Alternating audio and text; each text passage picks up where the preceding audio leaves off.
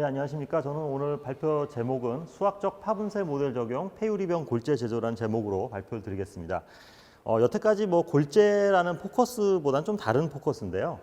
이것은 어떤 골재를 만드는 데 있어 천연 골재 같은 것도 있지만 저 같은 경우는 재생 골재, 그러니까 순환 골재를 사용하는 데 있어서 일반적인 건축 폐 자재로 사용하는 것이 아니라 재활용의 포커스를 폐유리병에서 출발하는 새로운 토픽이 되겠습니다. 그래서 폐유리병의 발생은 여러분 다 아시다시피 상당히 많습니다. 그래서 환경을 부하로 처리하는 지구의 여러 가지 측면에서 전 세계적으로 자원을 채취해서 폐기로 이어지는 어떤 그 순환 경제를 만드는 데서 가장 재활용은 핵심적인 것이죠. 그래서 이제 국내 폐유리병 재활용 현황을 먼저 설명을 드려야 될 것 같은데요. 유리병 같은 경우는 가장 큰 문제가 그 파손될 경우, 그러니까 완전히 사용이 안 됐을 때는 상당히 재활용이 어려운 단점이 있어요. 그래서 이런 부분, 특히 여러분 다 아시겠지만 요새 그 맥주병 같은 경우 테라가 등장하면서, 원래 맥주병은 갈색이 맞습니다. 하지만 테라라는 이색의 물질이 맥주병이 등장하면서 재활용에 상당히 어려운 점이 생겼어요. 그러니까 이러한 부분을 적극적으로 해결하는 것이 필요한데요. 이번 슬라이드를 보시면 전체 유리, 그러니까 EPR이라는 게 있습니다. 그러니까 생산자 책임 재활용 제도인데 이 EPR 같은 경우는 가장 큰 문제가 그 재활용률이 정해져 있어요. 그러니까 저희가 80% 그러면 80%가 미만의 재활용률이 발생이 되면 이것은 그 유리병 회사에서 돈을 직접 지불해야 되는 이제 상황이 됩니다. 그래서 EPR 지금 여기 보시면 슬라이드 보시면 생활계 유리 폐기물, 그러니까 왼쪽에 생활계 유리 폐기물이 있고요. 오른쪽에 산업 유리 폐기물이 있는데요. 여기서 색깔로 표시된 것은 이 중에 재활용이 되는 비율을 의미합니다. 여기 보신 바와 같이 생활계 유리 폐기물 같은 경우 EPR 대상은 한 80% 재활용이 됩니다. 그래서 상당히 높은 비율로 재활용이 되는데요.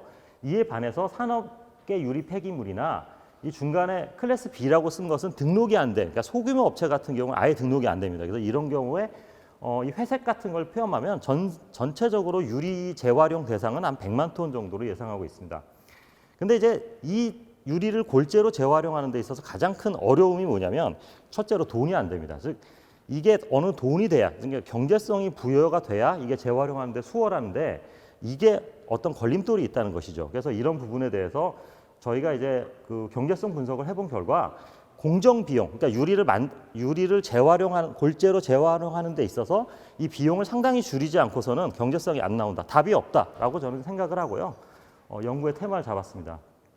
자, 그러면 왜 경제성을 부여하고 그 재활용 비용을 낮추는 게 왜 한계가 있냐면 제일 중요한 것은, 가장 중요한 공정의 핵심은 깨는 거예요. 그러니까 파분쇄 공정이 필요한데 이 파분쇄 공정은 슬라이드 보시는 것과 마찬가지로 상당히 많은 전체 공정의 한 30-40% 정도를 차지하는 큰 공정인데 비해서 분쇄기라는 건, 즉 분쇄하는 데 쓰는 그 분쇄 장비는 그 전체 장비 에너지를 100이라고 봤을 때 5-6% 정도만 실제로 작동합니다. 따라서 나머지는 열, 진동, 음향으로 다 사라져 버립니다. 그래서 이러한 한계점이 있기 때문에 분쇄를 잘하는 것이 그러니까 경제성 확보에 가장 중요한 것이죠. 그래서 유리는 어떤 특징이 있냐면 일단 경도가 높습니다.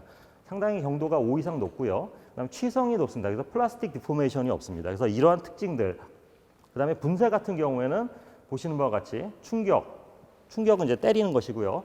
압축은 눌러서 분쇄하는 거, 그다음에 마모는 가는 것입니다. 그리고 여기 뒤에 보시면 전단, 이게 찢어서 분쇄하는 것인데요. 이 네 가지 형태가 매우 다양하게 나타나기 때문에 유리를 분쇄하는 데 있어서 뭐를 써야 되는 것이냐, 어떤 것이 적당한 것이냐를 파악하는 것은 매우 중요합니다. 일단 유리가 뭔지를 저희가 이제 화학적으로 분석을 해봤는데요. 화학적으로 이제 그 클리닝이 된 유리를 이제 분석해 봤을 때 XRD나 XRF 결과상 상당히 스테이블한 그냥 일반적인 유리라고 판단이 돼서 화학적으로는 이렇게 물질적으로 큰 문제가 없다고 생각이 됩니다. 따라서 적당한 사이즈로, 그러니까 우리가 원하는 골재의 사이즈를 정확하게 맞추기만 하면 재활용하는 데는 큰 문제가 없는 것이죠. 그래서 저희가 이제 제일 먼저 사람들이 질문하는 것은 첫 번째로 유리가 날카롭지 않냐, 날카로워서 깨지면 이거 다치면 어떡해, 이런 질문들을 상당히 많이 합니다. 그래서 이런 부분 때문에 가장 이제 첫 번째로 조사하는 게 이평입니다. 이평은 여기 보시면 에스펙트 레이쇼라고 그러니까 긴 거와 짧은 거의 비율이 되는 것이죠. 그래서 이게 날카롭다고 하면 매우 큰 값이 나오고 이게 둥글둥글하다고 하면 낮은 값, 1에 가까운 값이 나타납니다. 그래서 이거를 저희가 이미지 애널리시스로 유리 샘플들을 저희가 이미지 분석을 해서 해본 결과 대부분 10mm 정도 되는, 그러니까 일반적으로 손톱 크기 정도, 그러니까 병은 상당히 크죠. 그러니까 병 크기에서 분쇄를 해서 손톱 정도 크기 1cm 정도 된다고 했을 때 거의 2 이하 값이 나와서 상당히 안전하다. 실제로 이 결과물을 저희가 만져봤을 때도 상당히 날카롭지 않습니다. 그래서 충분히 재활용, 그러니까 이평적으로는 문제가 없다는 것을 이제 파악을 한 거죠. 그 다음에 이 유리병을 잘 분쇄하는 방법을 접근하는 방법이 여러 가지가 있는데 뭐 장비를 선정하는 건 상당히 중요합니다. 그래서 저희는 뭐 연구소에 갖고 있는 슈레더는 뭐 다시 아시는 바와 같이 압축해서 분쇄를 하는 것이고요. 롤 크러셔는 이렇게 회전하는 판에 물질을 집어넣어서 분쇄하는 것입니다. 그리고 해머 크러셔는 망치가 돌아가고 있습니다. 그 망치가 돌아가는 거에서 위에서 샘플을 집어넣으면 그 망치가 타격을 해서 분쇄를 하는 거고요. 볼밀은 큰 통에서 쇠 구슬을 집어넣고 그 구슬들이 분쇄하는 것입니다. 이 네 가지 대표적인 장비로 분쇄를 해본 그 결과입니다. 그래서 여기 보시면 하단에 동그라미는 최초 유리고요. 이걸 분쇄해서 위와 같은 다양한 이제 이평이 나타나는데 이것을 자르고 저희가 원하는 사이즈대로 조절을 하면 골재로 충분히 활용 가능하다는 것을 이제 봤습니다. 이것은 시험 성적서인데요. 여기 보시면 맨 위의 라인과 맨 아래 라인은 콘크리트 골재, 그러니까 순환 골재를 할 수 있는 기준입니다. 그래서 이 사이에만 들어오면 저희가 이제 골재로 재활용하는데 큰 문제가 없는 것이고요. 슈레더 결과를 보시면 이 원형, 그러니까 윗선과 아래선 중간에 위치하는 곳을 봐 충분히 골재 재활용이 가능하다라고 판단이 됩니다. 또 중요한 분석법은 이 장비가 얼마나 효율적인가를 보는 것 중에 하나가 에너지를 측정하는 거죠. 그러니까 에너지를 측정하는 것 중에 하나가 저희가 전력계를 분석해서 전력계를 달았습니다. 장비에 달아가지고 이 장비가 작동할 때 여기 보시면 파워, 그러니까 전력 분석 자료가 있는데요. 입자가 투입되면서 전력이 이제 분쇄가 되면서 증가하죠. 그러니까 이 면적을 계산하면 이 장비가 실제로 분쇄에 사용된 에너지를 계산할 수 있습니다. 그래서 이 에너지를 도시한 결과 여러 가지 장비별로 이것은 실제로 100의 에너지를 넣었을 때 분쇄로 실제로 투입된 에너지가 이렇게 다른 것이구나. 그러니까 이런 분석 방법을 저희가 제안할 수 있었습니다. 또 하나는 시뮬레이션 결과인데요. DEM이라고 디스크리트 엘리먼트 메소드라고 수학적인 전산모사 방법입니다. 저희가 새로 디자인한 장비들이 여러 가지 장비들의 일단 극단적인 예를 가져왔습니다. 이것은 30cm 임펠러라고 회전체가 임펠러가 30cm고 오른쪽에 보시는 영상은 90cm짜리입니다. 그래서 이게 이 어떤 사이즈로 저희가 제작을 해야 실제로 잘 분쇄가 가능한지 이걸 수학적 시뮬레이션으로 이걸 또 접근할 수 있는 방법을 또 제시했습니다. 요약을 드리면 실제로 100만 톤에 가까운 폐유리병을 골재로 사용하는 것은 매우 중요합니다. 환경적이든 경제적이든 매우 중요한데요. 이러한 폐유리병을 골재로 재활용하기 위한 핵심은 경제성이다. 이렇게 말씀을 드릴 수 있고요. 경제성의 핵심은 공정 에너지를 세이브하는 것이다. 이렇게 결론적으로 두 번째로 말씀드리고요. 결과적으로 저희가 에너지나 입도나 여러 가지 시뮬레이션 방법을 통해서 이러한 걸 달성할 수 있도록 다양한 분석법을 적용하고 해서 수학적 모델을 이용해서 폐유리병 골재를 재활용하기 위한 방법, 골재로 재활용하기 위한 초석을 만들어가고 있습니다. 이상입니다.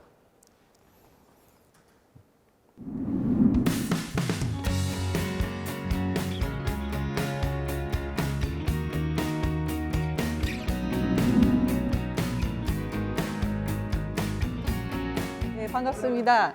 한국지질자원연구원 북방지질자원전략센터의 김유정입니다. 반갑습니다. 오늘 저는 여러 가지 골재 공급원 중에 남북 접경 지역의 골재 자원을 활용하는 방안에 대해서 말씀드리도록 하겠습니다. 수도권 골재 공급 구조를 살펴보았을 때 수요적인 측면에 봤을 때는 우리나라 골재 수요량의 약 36%를 수요하는 반면에 공급원인 경우에는 뭐 하천 골재라든지 유상 골재가 아닌 산림 골재라든지 일부 바다 골재를 이용해서 하고 있는 이렇게 불균형 구조가 심각한 상태에 있습니다. 그렇기 때문에 수도권 지역의 안정적인 골재 공급원을 확보하는 구조가 매우 절실히 필요한 상황입니다. 그뿐만 아니라 우리나라는 남북 협력 관계적인 측면에서도 어떤 고속도로라든지 어떤 철도 이런 그 개발 협력을 위해서 여러 가지 시도를 하고 있습니다. 그리고 현재 진행적으로 신의주까지 이르는 서울에서 신의주까지 이르는 고속도로를 건설을 하고 있고요. 그에 관련된 어떤 시행 계획 공동조사들을 실시하고 있습니다. 이러한 그 남북 협력을 기반한 인프라 협력 사업을 추진할 경우에는 그 원료가 되는 건설 광물에 대한 확보도 순차적으로 그 대안을 마련을 해야 하는 상황에 있습니다. 이러한 여러 가지 그 수도권의 공급원 확보, 골재 공급원의 확보, 남북 협력 사업을 위한 어떤 건설 광물 확보적인 측면에서 남북 접경 지역을 대상으로 하는 골재 활용에 대한 방안 마련이 시급하다고 볼 수 있습니다. 수도권 지역에 인접하고 있는 특히 한강하구 공동수역인 경우에는 2007년도 자료에 따르면 수도권 지금 수요량의 약 22년간 사용할 수 있는 물량이 확보되어 있는 것으로 추정이 되고 있는 상황이고요. 그리고 이 접경 지역인 경우에는 공동조사 이후에 바로 사업을 할 수 있는 구조라든지 그리고 타 협력 사업에 비해서는 사업 구조가 단순하고 그리고 투자비가 낮기 때문에 리스크적인 측면에서도 남북 협력 사업으로 새로운 모델로서 또 추진할 만한 장점을 가지고 있는 상황입니다. 남북 접경 지역인 경우에는 경협적인 골재를 통한 경제적인 이득뿐만 아니라 어떤 그 초국경 지역에서 추진하는 사업이기 때문에 보건이라든지 환경 개선이라든지 이런 부분도 이러한 비경협 사업으로서도 추진을 할 수 있는 여러 가지 장점을 가지고 있습니다. 남북 접경 지역에서의 기존에 이루어졌던 골재 협력에 대한 추진 경과를 살펴보면 노무현 정부부터 본격적으로 시작이 됐습니다. 2006년을 필두로 해서 우리나라 통일부가 골재 협력 사업을 제안을 했었고요. 그래서 한강하구 공동수역을 대상으로 해서 골재 협력을 하는 사업을 2007년부터 본격적으로 추진을 했었습니다. 그래서 이를 하기 위해서 서해 평화특별지구를 설치하는 것을 합의를 했었고요.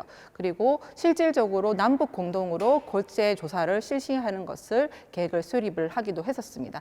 그렇지만 2007년도 말에 북한이 장거리 미사일을 발사한 것을 계기로 해서 남북 관계가 경색되면서 2008년도에 전면적으로 이러한 협력 관계가 중단된 바가 있습니다. 그뿐만 아니라 동시에 남북 자원 협력에 대한 추진이 약 14건 정도 추진이 된 바가 있는데 실질적으로 투자가 이루어진 것은 4건이 있습니다. 그 4건 중에서도 그 2건이 석재라든지 이렇게 건설 광물과 관련된 투자가 실질적으로 이루어졌었던 그 실적을 이루어본 바 어떤 다른 자원 협력의 구조 사업보다도 건설 광물을 대상으로 협력 사업하는 것이 매우 투자적인 관점에서 리스크 대응적인 측면에서 유리한 장점을 가지고 있습니다. 2008년도 이후로 경색되었던 남북 관계가 문재인 정부가 들어오면서 신평화 모드가 무르익으면서 현재는 여러 가지 협력 사업이 진행 중에 있습니다.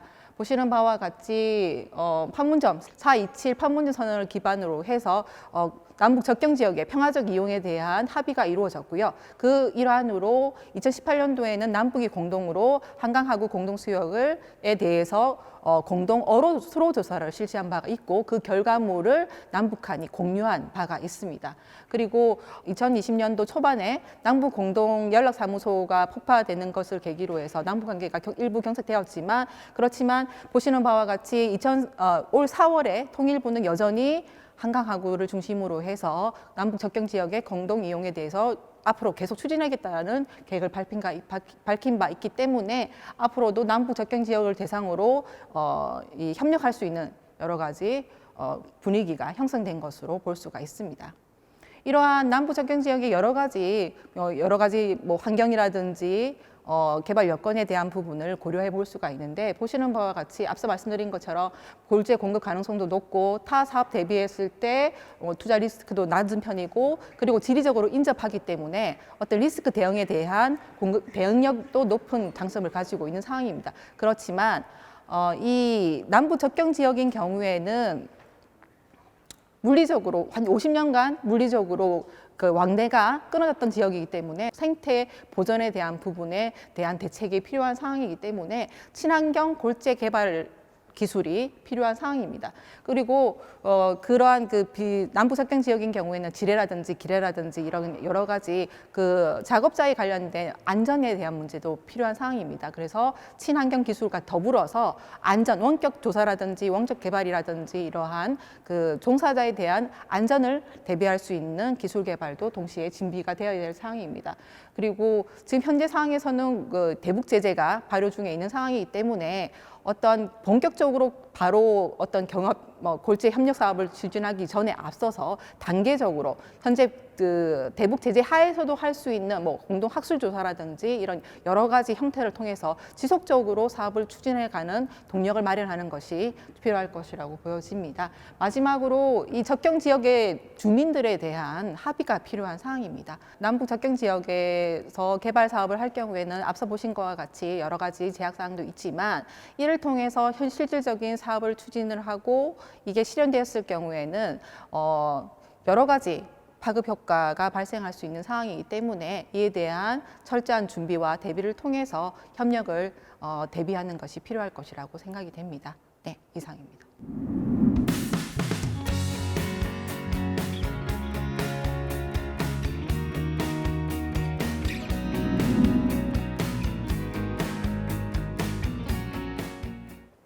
네, 안녕하십니까. 한국지질자원연구원의 지상우입니다. 지금 시간에는 저는 석사대 복구와 활용에 관련된 이야기를 나누고자 합니다. 석산을 개발을 할 때는 개발 위주로 하다 보니까 환경에 관련된 부분을 전혀 신경을 쓰지 않고 이것이 폐광된 이후에 방치되어서 안전성이나 또 자연 경관 훼손, 또 환경 오염 등의 여러 가지 문제들을 일으키고 있습니다. 현재 산지관리법에서는 복구를 위해서는 토석으로 원래대로 다시 성토를 한 이후에 식생이 자랄 수 있도록 하게 되어 있는데요. 이런 것의 방식에 여러 가지 문제들이 있습니다. 제가 이 시간에는 두 가지 문제점에 대해서 이야기를 나누고자 합니다. 첫 번째는 재료에 관련된 문제입니다. 복구를 위해서 재료를 성토를 하기 위해서 토석을 사용하도록 되어 있는데 이 토석을 사용을 하기 위해서는 다시 다른 곳에서 석산을 개발을 해야 되는 아니면 땅을 파야 되는 이러한 문제들이 발생됩니다. 그래서 재활용된 골재를 활용할 수 있도록 하면 좋은데 이것이 여러 가지 환경 문제로 인해서 현재 잘 진행되지 않고 있습니다. 이러한 문제에서 새로운 재활용 재료, 토석류를 개발을 할 수 있는 그런 방안이 필요하다고 생각이 됩니다. 두 번째는 공간에 대한 문제입니다. 석산을 개발을 해서 안반이 노출이 되는 상황이 되었는데 이 공간을 그냥 버려두고 다시 원 상태로 복구를 하면 비용만 과다하게 들고 제대로 활용을 할 수 없는 상황이 됩니다. 그래서 개발 단계에서부터 이러한 활용이라는 관점에 염두를 두고 이것을 복구를 할 수 있는 그러한 방식이 필요하다고 생각이 됩니다. 예, 국내에서 또 해외에서 여러 가지 복구 사례들이 있습니다. 국내의 경우 주로 공원이나 관광 자원으로 활용을 하고 있는데요. 대표적인 것이 포천 아트밸리 공연장이나 전시장으로 활용을 하고 있고요. 또 안양에 있는 병목관 채석장을 시민공원으로 활용을 하고 있습니다. 또 용마공원 같은 경우는 아시아 최대의 인공폭포 공원으로 조성이 되었고요. 전국 1호 도시재생지역으로 선정된 창신동에 있는 숭인 채석장은 일제시대 때부터 개발되었던 것을 전망대로 활용하고 주변에 관광지로 현재 이용을 하고 있습니다. 예, 해외의 경우는 폐광산 지역을 단순히 광산 자체만을 갖다가 활용을 하는 것이 아니라 지역 전체를 갖다가 복합 문화 시설로 활용을 하는 사례들이 있습니다. 스페인의 빌바오시 같은 경우나 독일의 보쿰시 같이 박물관, 또 문화 시설, 공연장 이런 것들을 연계해서 활용을 하고 있습니다. 또 미국의 같은 경우는 현재 애틀란타 최대 공원이 조성이 되고 있고요. 세계적으로 유명한 정원 박물관으로서 부차드 가든이 캐나다의 석회석 채석장을 이용해서 활용을 하고 있습니다. 근래에는 주거단지나 호텔 등의 부가가치를 높이는 공간 재활용을 하고 있는데요. 보여드리는 것은 미국의 메릴랜드에 있는 채석장 호수, 그래서 배산 임수의 아주 수려한 경관을 자랑하는 고급 주택 단지를 현재 조성을 하고 있고요. 지난해 세계적으로 굉장히 놀라운 사건이 있었습니다. 중국의 인터컨티넨탈 상하이 원더월드라는 곳인데 지난해 연말에 개장을 해서 비싼 가격에도 불구하고 많은 사람들한테 인기를 누리고 있는 곳으로 세계 최초의 지하 채석장 호텔로 개발을 하여 운영 중에 있습니다. 국내에서도 주거지로 활용을 하는 사례가 있습니다. 부산에 그 유명한 그 비레름 협곡이라고 해서 인터넷상에 굉장히 유명한 곳인데 이곳이 사실 아파트 단지로 그 조성이 돼서 많은 사람들이 저가의 아파트로 공급이 돼서 사용을 하고 있는데 폐석산을 개발을 하다 보니 안정성이나 이런 부분이 사실 고려가 안 된 상태로 지어졌습니다. 그래서 2년 전에 수십억을 들여서 보강 공사를 해서 안정성을 보강을 했는데 그 이후에도 비가 많이 오면은 낙석 사고가 자주 발생을 하고 있습니다. 이런 부분들을 고려했을 때 단순히 공간을 갖다가 활용을 하는 차원에서 폐광된 이후에 활용을 하는 것이 아니라 이것을 폐광이 아니라 개발하는 단계에서부터 활용을 염두에 두고 어떻게 활용할 것인가를 우리가 고려를 해서 진행을 해야 되는 것이 필요하다고 생각을 합니다. 이러한 부분들을 가지고 근래에 많이 이용되는 것이 업사이클링이라는 개념입니다. 그래서 단순히 폐석산을 있는 그대로 재활용을 하는 것이 아니라 좀 더 부가가치를 높이고 좀 더 많은 사람들에게 활용을 할 수 있는 곳으로 개방을 할 수 있는 이러한 상태를 만들기 위해서 개발 초기 단계부터 주변의 모든 많은 여건들을 고려해서 이것을 어떻게 개발할 것인지 그리고 개발 후에는 어떻게 활용할 것인가를 모니터링을 하고 계획을 세우고 그것을 위해서는 사전 사후의 안정성과 또 환경에 대한 영향 이런 것들을 종합적으로 고려를 해서 계획을 세우고 활용 방안을 만드는 것이 필요하다고 생각합니다. 예, 이상입니다.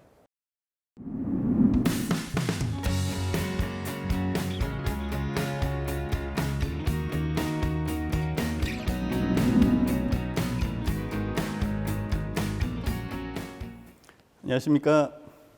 저는 한국지질자원연구원에 근무하는 이동길입니다. 제가 오늘 발표드릴 내용은 골재 수급의 문제를 해결하기 위해서 저희는 지하에서 골재를 개발하는 방안에 대해서 말씀드리고자 합니다. 최근 골재 개발에 대한 사회적 그리고 환경적 규제가 강화되고 있습니다. 또한 바다 및 하천 골재 개발이 이제 제한됨에 따라서 점차 산림 및 육상 골재 비중이 증가하고 있습니다. 또한 기존에 이제 우리가 채취하던 골재 채석지가 이제 점차 쇠진되는 반면에 산림 골재의 신규 허가 건수는 점차 감소하고 있습니다. 이와 같은 문제를 해결하기 위해 저희는 이제 지하 골재 개발로 이러한 문제를 해결할 수 있다는 것을 말씀드리고 싶습니다. 자, 그럼 우리가 이제 지하 골재 개발을 이제 수행을 한다고 가정해 보시죠. 그럼 우리가 정말 궁금한 게 뭘까요? 과연 지하에서 골재를 개발을 할 수 있을까? 그렇게 되면 어떤 방법으로 해야 될까? 그리고 지하에서 골재를 개발하게 되면 이건 과연 안전할까? 만약 골재는 어느 정도 우리가 채취할 수 있고 그다음 과연 그것은 경제적으로 가능할까? 이런 것이 의문이잖아요. 이러한 문제를 해결할 수 있는 기술이 있습니다. 예를 들어 말씀드리면 현재 노천에서 채취되고 있는 골재의 기술은 저희 노천에서 실제 광석을 채취하는 기술과 동일합니다. 이와 같이 지하에서 이제 개발하는 광산 개발 기술을 이용하면은 우리가 지하에서 골재를 개발하는 데 적용할 수가 있습니다. 지하에서 광석을 채취하는 방법은 슬라이드에서 보시는 것처럼 안반의 특성에 따라 다릅니다. 안반이 맨 왼쪽 그림에서 같이 안반이 단단한 경우가 있고요. 맨 우측에서 보시는 것처럼 안반이 상당히 연약한 경우가 있습니다. 만약에 그 안에다 굴을 뚫는다고 하면은 우리가 특별한 지보를 하지 않더라도 굴은 안전하게 유지될 것입니다. 하지만 맨 우측에서 굴을 뚫게 되면은 쉽게 우리가 붕괴되는 현상을 보이겠죠. 따라서 이러한 특성을 이용해서 지하의 광산은 어떻게 개발하냐면 맨 왼쪽은 지보를 하지 않더라도 무너지지 않기 때문에 무지지 채광법을 사용하고 반면에 맨 우측과 같이 굴을 뚫으면 붕괴되는 안반의 경우에는 붕괴되는 채광법, 북락 채광법을 사용합니다. 그 중간에 있는 이제 안반의 상태 같은 경우에는 이제 적당한 지지를 해야겠죠. 그 경우에는 지지 채광법을 사용합니다. 그런데 일반적으로 지하 채광법에 채광하는 비용은 노천 채광에 채광하는 비용보다 높습니다. 하지만 전부 다 그런 것은 아닙니다. 자, 여기 애니메이션을 한번 보시죠. 애니메이션에서 나오는 블록 케이빙 메소드는 광채 하부에다 꽃갈 모양을 만들고 상부를 발파를 하면은 자동으로 안반이 북락되어서 떨어지는 특성을 이용하는 채광법이 되겠습니다. 블록 케이빙 채광법을 이용하면은 비용을 아낄 수가 있는데요. 실제 광산에서 채광을 할 때는 우리가 안반에다 구멍을 뚫고 거기다 폭약을 넣고 발파한 다음에 그걸 운반을 하는데 블록 케이빙은 이와 같이 구멍을 뚫는 비용, 그다음 발파 비용이 없습니다. 그렇기 때문에 상당히 경제적입니다. 좌측 하단에서 그래프에서 보시는 것 같이 노천 채광법과 블록 케이빙 채광법의 경제성을 비교한 그래프를 보시면은 카펙스와 오펙스가 블록 케이빙이 상당히 낮은 것을 확인할 수가 있습니다. 이처럼 우리가 채광법이 어떤 채광법을 적용하느냐에 따라서 우리가 경제성 개발하는 비용을 상당히 절감할 수 있다. 이러한 경제성을 극복할 수도 있다. 이걸 말씀드리고 싶고요. 지하 채광법의 경제성은 연구 개발을 통해서도 가능합니다. 연구 개발을 통해서 저희가 경제성도 확보할 수 있지만 추가적으로 안전성과 효율성도 우리가 확보를 할 수 있습니다. 예를 하나 말씀드리면은 저희가 그 연간 30만 톤 되는 생산하는 석회석 광산을 대상으로 연구를 수행한 결과입니다. 여기 그림에서 보시는 것처럼 가운데 기존의 채광 지역의 상부와 하부 광채를 대상으로 저희가 다양한 연구 개발을 수행을 해서 그것을 통해서 최적 설계안을 도출하고 스케줄링을 통해 아래 그래프와 같은 결과를 도출한 것입니다. 그래프 결과를 보시면은 기존에 채광했던 것보다 저희가 채광한 설계안은 기존보다 약 2.26배 정도 되는 회수율을 더 증가시켰습니다. 이것은 어떤 결과를 야기시키냐면 연산 30만 톤을 채광하는 경우에 추가로 11년을 더 채광할 수 있는 양을 확보한 것이죠. 추가적으로 광산으로 통해서 우리가 확보할 수 있는 이익도 기존보다 2배나 더 높게 이익을 확보를 할 수 있었습니다. 또한 채광 비용도 기존 대비 20%에서 30% 이상의 채광 비용도 절감을 시킬 수 있었습니다. 이처럼 우리가 광산을 개발하는 데 있어서 채광하는 방법도 중요하지만 이와 같이 기술 개발을 통해서 우리가 다양한 기존의 동일한 광채에 대해서도 추가적인 광량 확보뿐만 아니라 경제성도 향상시킬 수 있다. 이렇게 말씀드릴 수가 있습니다. 이렇게 우리가 지하를 통해서 채광되어 형성된 공동 역시 우리가 다양한 활용이 가능합니다.